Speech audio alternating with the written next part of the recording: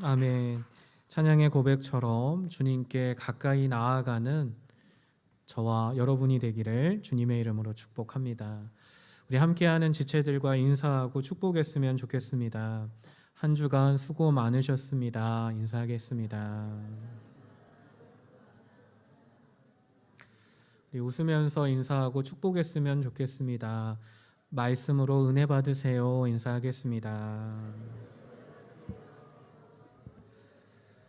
말씀으로 은혜 누리는 우리 오산기지교회 모든 성도님들 되시기를 주님의 이름으로 축복합니다. 열왕기하 6장 8절에서 23절 말씀, 이사야 31장 1절에서 3절 말씀을 가지고 눈을 열어 보게 하소서라는 제목으로 하나님의 말씀을 함께 나누고 은혜 받기를 원합니다. 사랑하는 성도 여러분, 평안하십니까?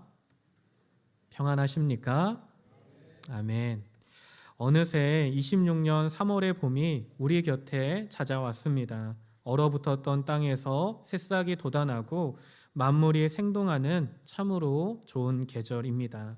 그런데 제 마음은, 또 우리들의 마음은 이 봄날처럼 마냥 따뜻하지만은 않은 것 같습니다.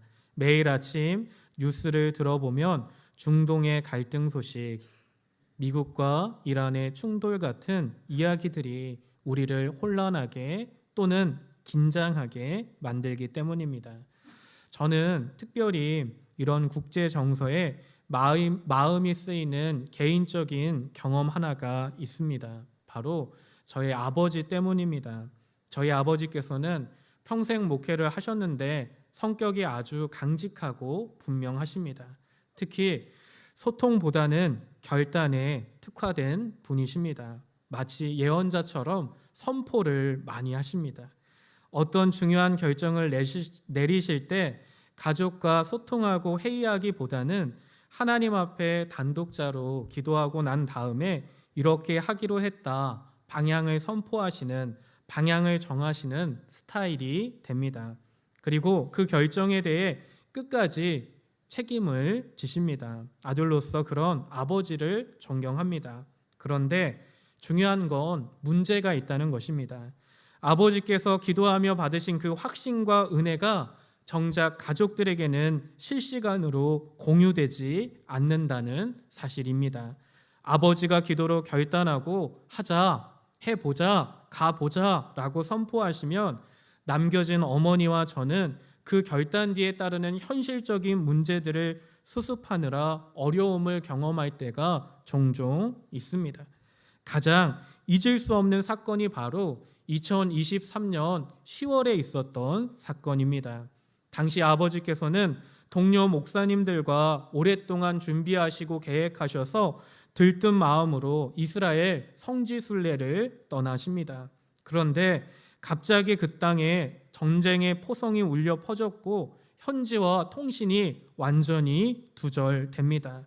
나중에 들어보니까 정작 위험의 한복판에 계셨던 아버지와 목사님들은 주님이 함께 하신다는 평안함 속에 계셨다고 하더라고요. 그런데 정작 한국에 남겨진 저희는 어땠을까요? 어머니와 저는 일주일이 넘는 시간 동안 피를 말리는 시간을 보냈습니다. 수많은 지인들로부터 걸려오는 걱정의 전화, 뉴스 속보를 통해서 들려오는 그 땅의 위험한 상황들, 외교부와 연락을 취하는 등 그야말로 저와 가족들은 웃지 못할 수습의 대잔치를 벌여야 했습니다. 아버지는 하늘의 평안 속에 계셨지만 우리는 땅의 뉴스에 시달리면서 하루하루가 너무나 힘든 시간이었습니다.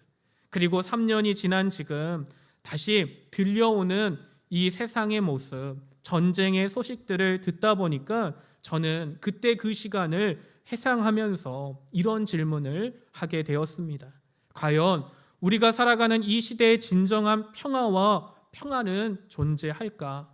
전쟁과 위협의 시대를 살아가는 우리들은, 성도들은 어떻게 살아가야 되는 것일까?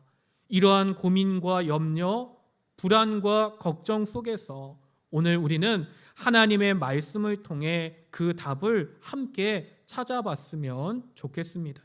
오늘 본문을 보면 저와 같은 사람이 등장합니다. 바로 엘리사가 아니라 엘리사의 사환입니다. 성벽을 둘러싼 아람의 군대를 보면서 내 주여, 우리가 어찌하리이까? 내가 어찌하리이까? 망했습니다. 죽었습니다. 염려하고 비명을 지르는 이 사환의 모습이 마치 가슴을 졸이고 걱정하고 이 시대의 불안 가운데 휩쓸려가는 나의 모습과 우리들의 모습과 닮아 있는 것을 발견하게 됩니다. 신앙적으로 이러한 모습을 영적인 공황 상태라고 이야기합니다. 이것은 단순히 겁이 많아서 생기는 감정의 문제가 아닙니다. 하나님의 주권을 잊어버릴 때 찾아오는 신앙의 문제가 됩니다. 오늘 말씀을 생각해 보십시오. 오늘 말씀에 유대 백성들은 아수르의 칼날을 피해서 남쪽의 강대국 애굽을 의지해서 자신들의 평화를 지키려고 했습니다. 눈에 보이지 않는 하나님보다 지금 당장 내 눈에 보이는 애굽이라는 힘을 의지해서 자신들의 평안과 안전을 보장받고 싶어 했었습니다. 우리 역시 하나님이 아닌 당장 눈에 보이는 힘에 우리의 영혼을 저당 잡혀 있지는 않은지 오늘 말씀을 통해 살펴봤으면 좋겠습니다. 많은 사람들은 이야기합니다. 상황이 나빠서 힘들다고 이야기합니다. 하지만 구약학자 브루그만은 이 사환의 비명을 가리켜 하나님의 다스림을 잊어버린 인간이 마주하는 근본적인 공포라고 해석하고 있습니다. 진정한 비극은 무엇입니까? 상황이 힘든 것이 아니라, 위협이 큰 것이 아니라 그 위협을 능히 압도하고도 남는 하나님의 나라를 보지 못하는 연약한 나의 신앙이라는 것입니다. 사랑하는 성도 여러분, 우리의 상황이 바뀌기 전에 오늘 말씀을 통해 나의 시선이, 우리들의 믿음이 하나님의 말씀에 온전히 뿌리 내리는 은혜가 있기를 주님의 이름으로 간절히 축복합니다. 그리고 우리의 시선을 바꾸기 위해 오늘 말씀을 중심으로 세 가지를 함께 나누고 은혜 받기를 원합니다. 첫 번째로 하나님의 주권을 보아야 합니다. 오늘 말씀 12절을 보십시오. 아람 왕이 나옵니다. 아람 왕은 지금 깊은 분노와 공포에 휩싸여 있습니다. 자신의 침실, 왕의 침실에서 나누는 가장 은밀한 국가의 기밀이 번번이 이스라엘에게 유출되고 있기 때문입니다.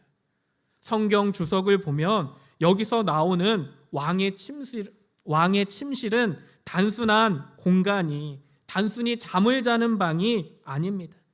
이곳은 당시 제국에서 가장 안전하고 보안이 강력한, 요즘으로 말하면 지하 벙커 같은 장소입니다. 세상 그 누구도, 그 어떤 사람도 쉽게 엿볼 수 없는 절대 보안의 구역이 됩니다. 하지만 하나님은 그 깊은 벙커 안에 아람 왕의 낮은 속삭임까지 모두 다 아시고 실시간으로 선지자에게 들려주십니다. 사랑하는 성도 여러분, 오늘 이 시대를 살아가는 저와 여러분들은 많은 이야기를 접하게 됩니다.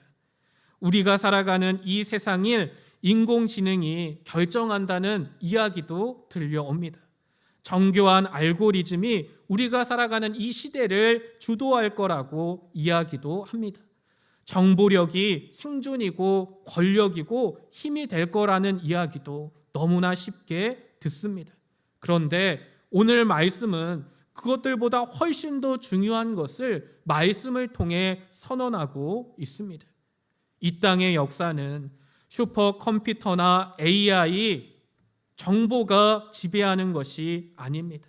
역사는 하나님의 주권에, 하나님의 보좌에 달려 있다는 사실입니다. 아무리 뛰어난 과학이라 할지라도, 인공지능이라 할지라도 인간의 마음 깊은 곳을 다 읽어낼 수 없지만 오늘 우리의 아버지 하나님, 나의 아버지 하나님께서는 제국의 가장 깊은 그곳의 계획까지 모두 다 낱낱이 아시는 전지하신 하나님이 되시는 줄 믿습니다. 오늘 예배하는 우리들은 전지하신 그리고 전능하신 하나님의 주권을 온전히 의지할 수 있는 하나님의 자녀들이 되시기를 주님의 이름으로 축복합니다.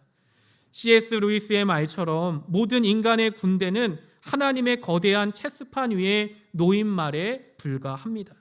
맞습니다. 제국의 보안이 제국의 힘이 아무리 강하고 철저하다 할지라도 하나님의 감찰을, 하나님의 주권을 피할 수 없습니다. 하나님의 주권은 완벽합니다 라고 고백할 수 있는 믿음이 오늘 예배하는 저와 여러분에게 있기를 주님의 이름으로 축복합니다. 오늘 말씀을 통해 두 번째로 우리는 기도를 살펴봐야 합니다. 엘리사의 기도입니다. 사환이 두려움에 떨 때 엘리사는 조금 이상한 기도를 합니다. 오늘 열왕기하 6장 17절 말씀입니다. 여호와여 원하건대 그의 눈을 열어 보게 하옵소서. 우리는 흔히 기도가 없는 도움을 새롭게 불러오는 거라고 생각할 때가 있습니다. 하지만 엘리사는 지금 어떻게 기도하죠? 하늘의 군대를 보내달라고 기도하지 않습니다. 벼락을 내려서 아람 군대를 멸하여 달라고 기도하지 않습니다. 왜냐하면 그들은 이미 그 자리에 있었기 때문입니다. 사환이 비명을 지르기 전에, 아람 군대가 오기 전에 하나님의 능력, 하나님의 임재는 이미 그 성을, 하나님의 사람들과 함께 있었다는 사실입니다. 하나님은 언제나 우리와 함께 하십니다. 오늘 말씀이 말하는 기적은 없는 군대를 보내는 것이 아니라 이미 와 있는 영적인 실제, 하나님의 임재를 보는 것이 진정한 기적임을 우리에게 도전하고 있습니다. 사랑하는 성도 여러분, 신앙이란 무엇입니까? 세상 사람들이 보는 이 고통의 현실 위에서 하나님이 다스리는 통치의 현실을 겹쳐서 볼 수 있는 영적인 안목을 가지고 살아가는 것, 그것이 바로 신앙이 되는 줄 믿습니다. 우리가 살아가는 26년 이 혼란의 시대 가운데 우리가 하나님께 올려드려야 될 기도는 하나님, 상황을 바꿔주세요, 제 바램대로 이루어주세요 라는 기도를 넘어서 이미 나와 함께 하시는 주님을 보게 해 주십시오 라고 고백할 수 있는 좀 더 깊은 믿음의 선포, 믿음의 기도로 나아갈 수 있어야 합니다. 환경이 혹은 사람이 바뀌기만을 기다리면 지치게 됩니다. 이미 세상을 다스리시는 하나님을 발견함으로써, 이미 나와 함께 하시는, 나를 붙잡고 계시는 하나님을 발견함으로써 그 어떤 문제와 상황을 능히 압도할 수 있는 하나님의 은혜, 하나님의 평강을 누릴 수 있는 저와 여러분들이 되시기를 주님의 이름으로 간절히 축복합니다. 하나님께서 이미 우리 가정에 함께 하십니다. 하나님께서 이미 우리의 자녀들을 붙잡고 계십니다. 하나님께서 이미 우리 오산기지, 이 우리의 기도의 자리 가운데 함께하여 주시는 줄 믿습니다. 이것을 믿고 담대하게 하나님의 평강으로 나아갈 수 있는 우리들이 되기를 주님의 이름으로 간절히 축원합니다. 마지막 세 번째는 엘리사의 식탁을 봐야 합니다. 사실 오늘 말씀의 신비는, 오늘 말씀의 절정은 엘리사의 식탁입니다. 눈을 열어서 하나님의 군대를 본 사람에게 찾아오는 가장 큰 변화는 무엇일까요? 그것은 단순히 무서움이 사라지는 심리적인 상태가 아닙니다. 세상을 나의 발 아래에 둘 수 있는 영적인 위험입니다. 하나님의 자녀들에게는 이런 영적인 위험이 있어야 합니다. 두려움이 있는 사람은 칼을 휘두르지만 진정으로 강한 사람은 서두르지 않습니다. 오늘 말씀에 나오는 엘리사를 보십시오. 성벽을 에워싼 아람 군대 앞에서도 흔들리지 않습니다. 오늘 말씀 앞에 엘리사를 보십시오. 오히려 적들을 한 곳으로 모은 다음에 세상의 상식을 뒤집어 엎는 행동을 합니다. 그것이 무엇입니까? 죽여야 될 적들을, 죽여야 할 원수를 칼 대신 떡과 물을 주어 은혜의 식탁을 제공하는 것입니다. 어떻게 이렇게 할 수 있을까? 나를 죽이려는 적들을 두고 어떻게 은혜의 식탁을 제공할 수 있을까? 이것은 단순히 성품이 좋아서 할 수 있는 행동이 아닙니다. 하나님의 불말과 불병거, 하나님의 임재가 나와 함께하고 있다는 것을 믿음의 눈으로 본 사람만이 할 수 있는 거룩한 담대함, 압도적인 평강이 되는 줄 믿습니다. 이것이 우리들에게 오늘 나에게 있기를 사모하고 기도할 수 있어야 합니다. 이미 이긴 전쟁임을 확신하는 사람을 복수할 이유를 찾지 않습니다. 하나님이 나를 완벽하게 지키고 계심을 믿는 사람은 흔들리지 않고 하나님의 마음, 하나님의 여유를 지킬 수가 있습니다. 그것이 바로 원수에게까지 밥을 차려줄 수 있는 실력, 넉넉함의 비결입니다. 오늘 성경에 나오는 엘리사의 식탁은 인류 역사상 가장 위대한 사랑인 예수님의 십자가에서 비로소 완성이 됩니다. 예수님은 십자가를 앞에 두시고 말씀하십니다. 내가 12군단 더 되는 천사를 부릴 수 없는 줄 아느냐? 우리 예수님은 이미 하늘 군대의 능력을, 위엄을 가지고 계셨습니다. 하지만 예수님은 자신의 그 압도적인 능력을 원수를 심판하는 칼로 사용하지 않으셨습니다. 오히려 그 거룩한 담대함을 가지고 자신의 생명을 깨뜨려서 우리라는 원수를 친구로 초대하는 생명의 잔치에 초청해 주신 줄 믿습니다. 세상의 논리는 내가 살기 위해 약한 자 혹은 상대방을 죽이는 양육 강식의 논리를 이야기합니다. 하지만 하나님께서는 하나님의 자녀들에게 십자가의 논리를 말씀하십니다. 상대를 살리기 위해 내가 죽어 원수까지 품어주는 십자가, 이 사랑의 완승을 우리가 인정하고 신뢰하고 동행해야 한다는 것입니다. 원수를 죽여서 얻는 일시적인 평화가 아니라 나를 내어줌으로써, 예수님의 마음으로 나를 내어줌으로써 미움의 뿌리까지 뽑아낼 수 있는 영원한 승리, 이것이 참된 승리라는 것을 우리 주님은 오늘 말씀을 통해, 예배를 통해 말씀하시는 줄 믿습니다. 사랑하는 가족들, 우리가 사는 이 시대는 너무나 혼란합니다. 전쟁의 소문이 끊이지 않습니다. 하지만 그 어떤 첨단 무기도 절대로 뚫을 수 없는 것이 있습니다. 그것이 바로 하나님이 주시는 압도적인 평안이 되는 줄 믿습니다. 오늘 예배하는 우리들에게, 우리 한 사람 한 사람에게 하나님의 평강이 충만히 임하기를 주님의 이름으로 축복합니다. 오늘 말씀을 정리합니다. 전쟁의 소문이 가득한 이 시대를 살아가는 나에게, 오늘 당신에게 하나님, 우리 아버지 하나님은 질문하십니다. 너는 드론의 소리에 떨며 살겠느냐?